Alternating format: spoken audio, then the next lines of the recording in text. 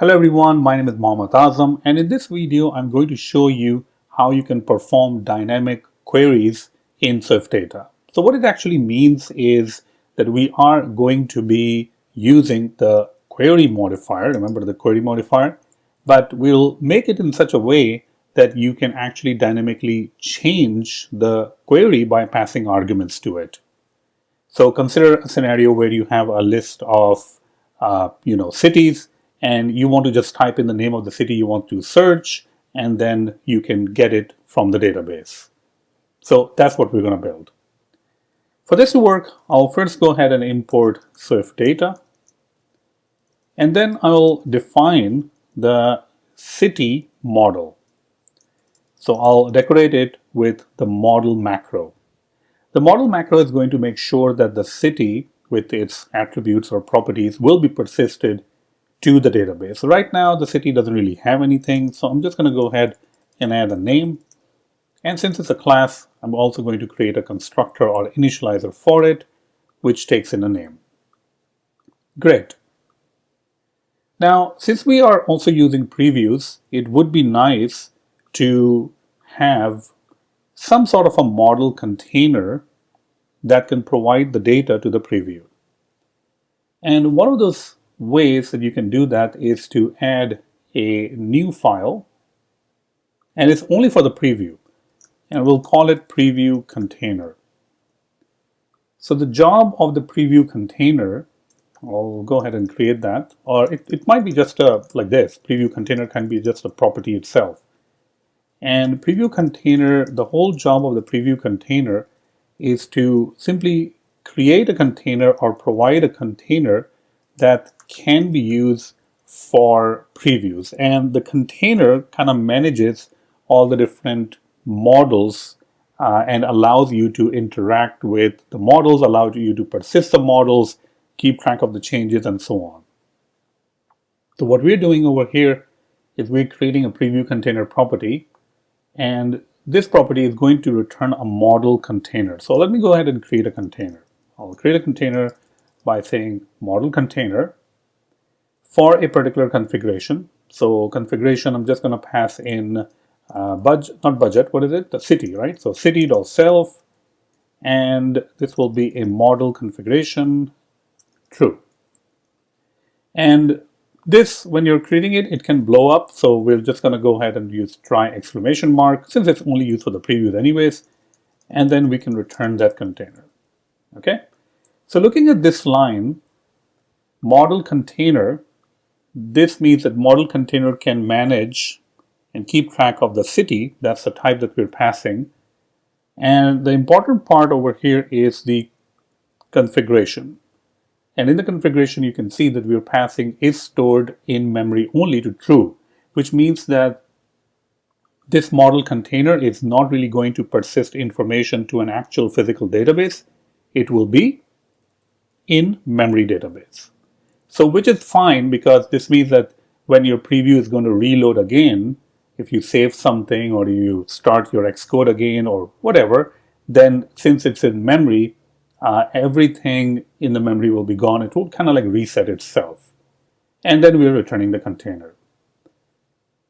If I want to use this particular container, I can simply go to my content view and I can say model container.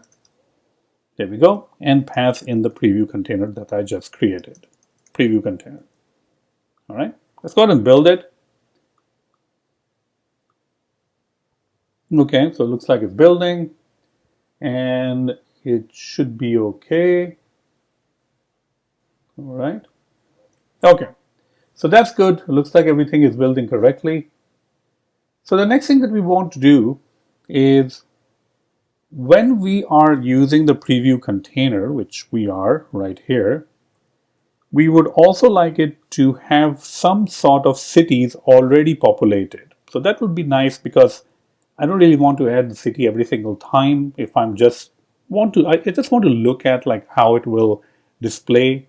So that's the power of the preview container, that you can go ahead and create these cities and then insert it into the preview container so that it can be displayed in the preview, or whoever is using the preview container. So I would say just use it for the previews, because if you use it for your actual application, the preview container, since it's storing only in memory, all the information will be gone when the user starts the app for the next time. So you don't really want to do that, right?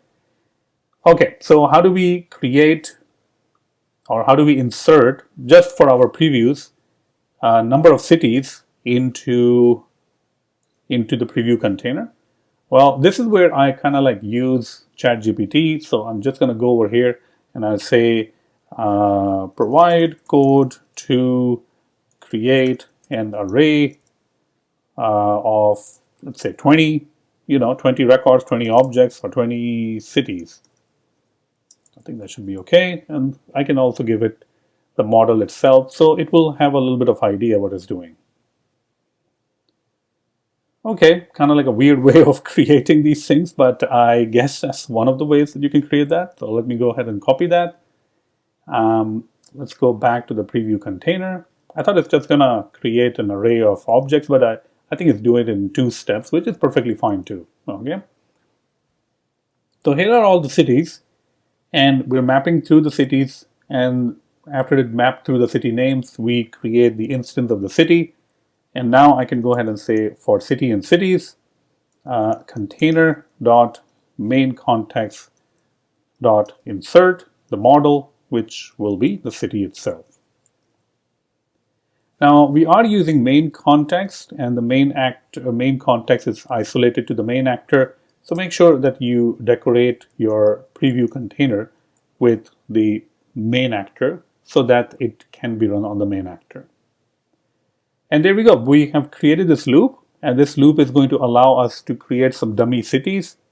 And once we go back over here, we should be able to retrieve those cities.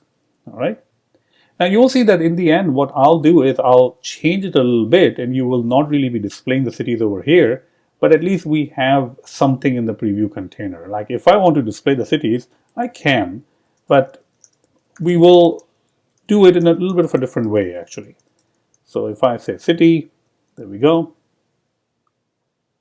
Just to show you that we should be able to access the cities. So cities, city in, and then we can say city.name. All right, and if we look at it now, we should be able to see all the cities. Great, right? All 20 cities or so. So at least our preview container looks like it is working correctly. Now, we don't really want to display all the cities. That's another thing, right? I mean, we want to search for a city.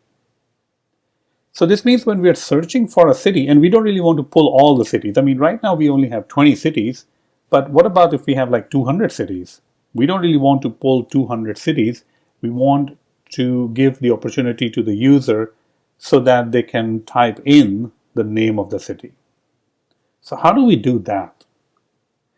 So let's discuss this, but before we discuss that part, let's go ahead and thank our sponsors.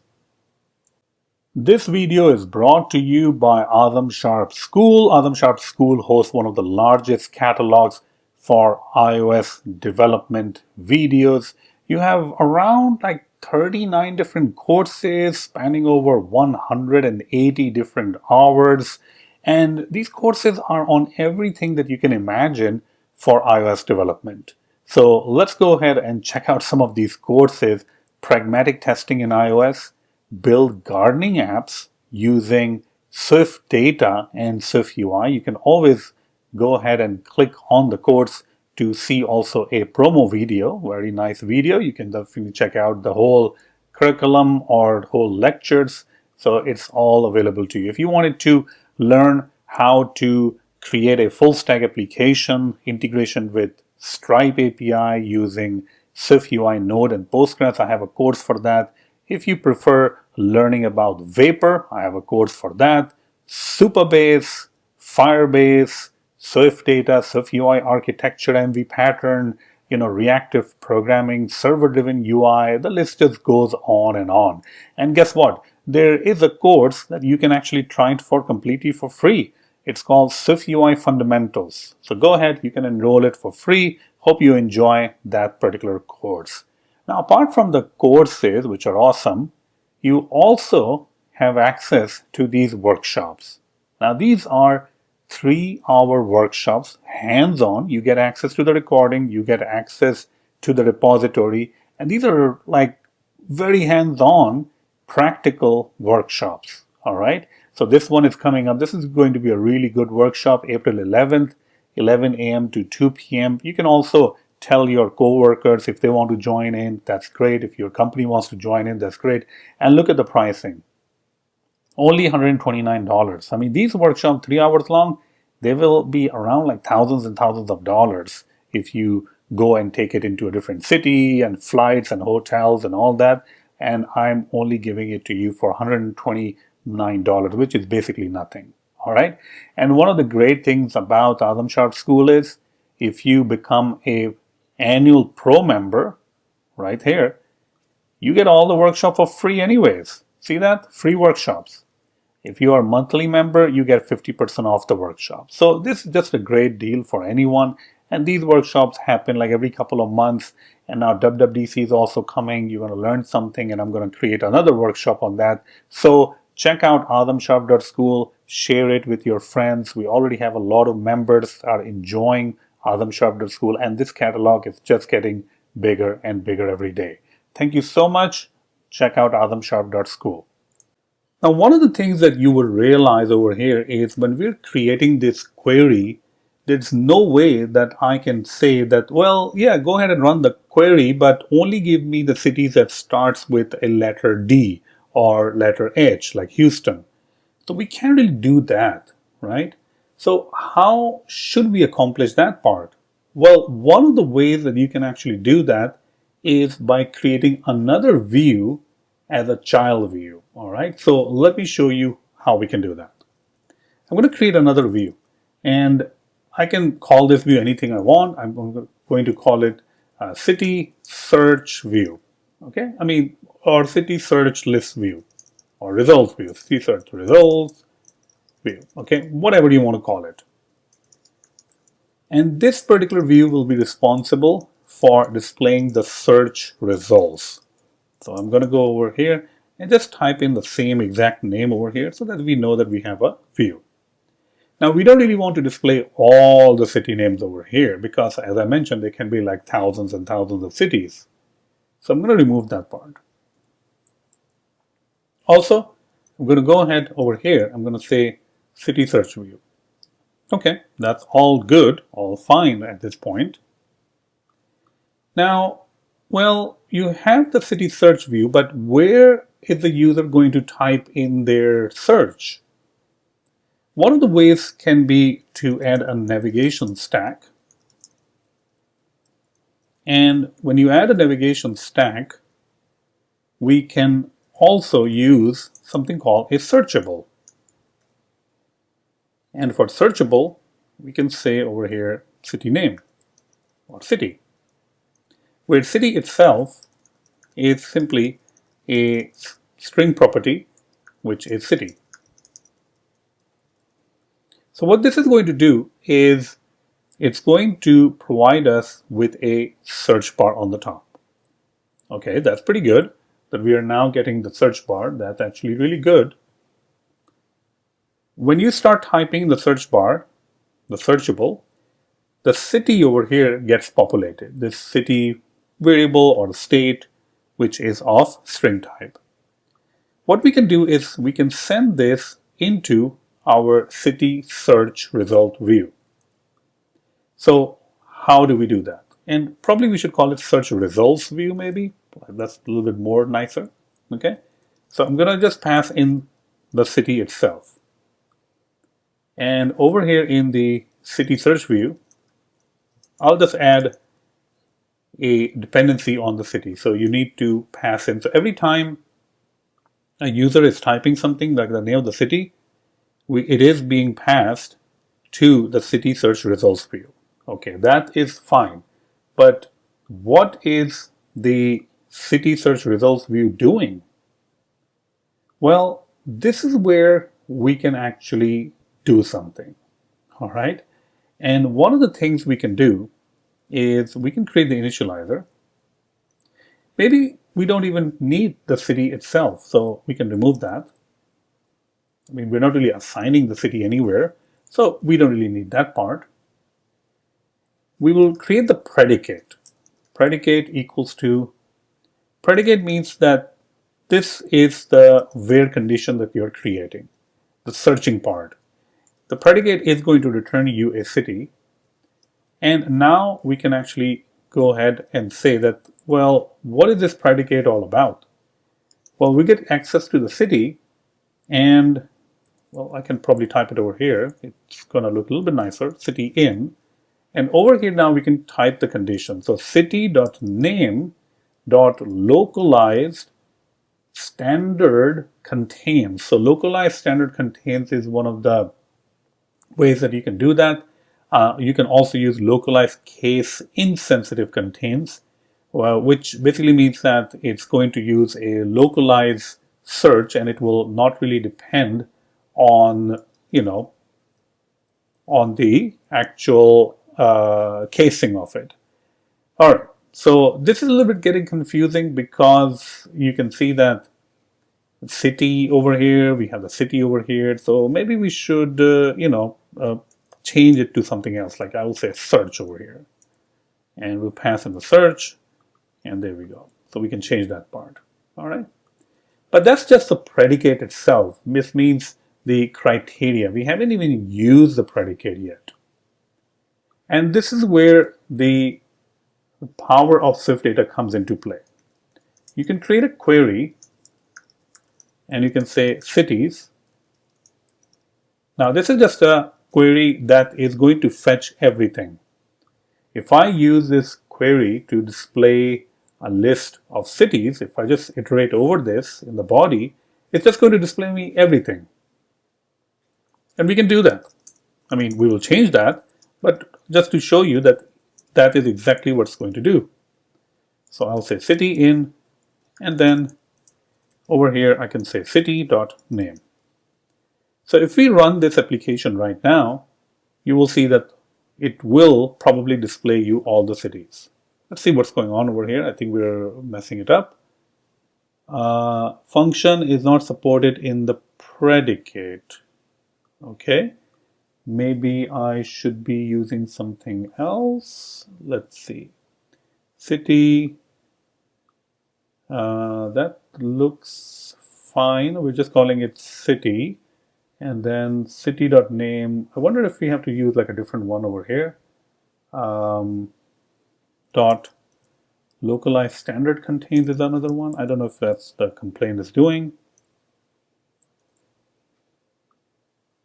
Okay, let's go ahead and, okay, there we go, localized standard contains. So that's the one that we are using. And if you look at the documentation for that, returns a Boolean value indicating whether the string contains the given string, taking the current locale into the account. Now, it also over here says that the search is locale aware, case and insensitive. Case and insensitive.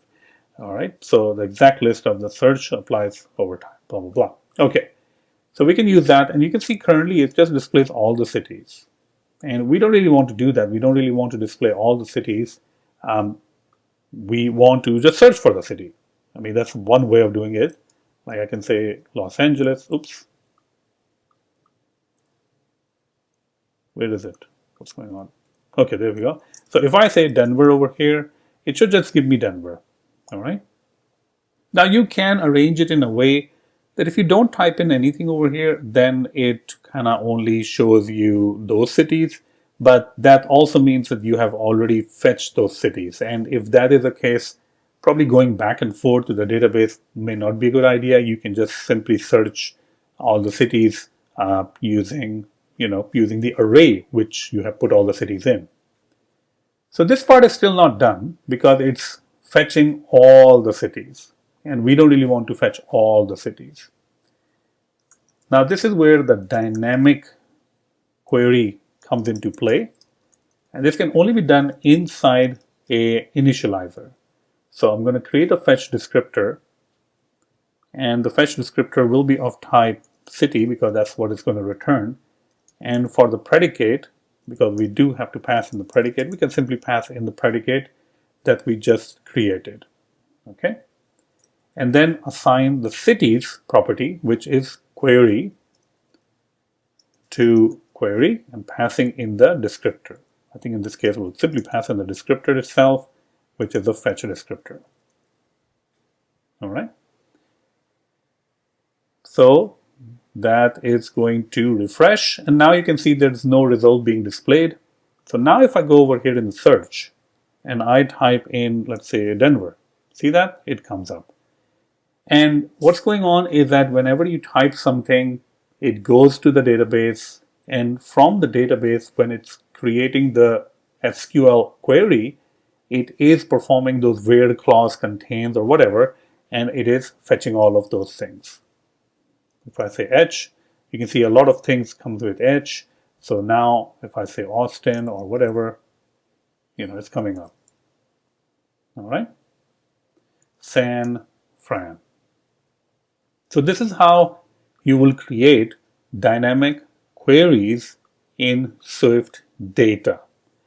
And currently you can see that the only easy way or the only natural way is whichever control is responsible for displaying the dynamic query, you have to pass in the argument as a dependency. So over here, we are creating this control called city search results view, and the dependency is being passed over here, which is the city itself. And then based on that, we are performing the search. Now, when you are passing these things around, you can also check for a couple of different things. You can check if the city name is not empty and all of that stuff. That is something that you can do later on, but this code at least tells you that how you can perform dynamic queries in SwiftData. So hopefully you have enjoyed it. Thank you so much.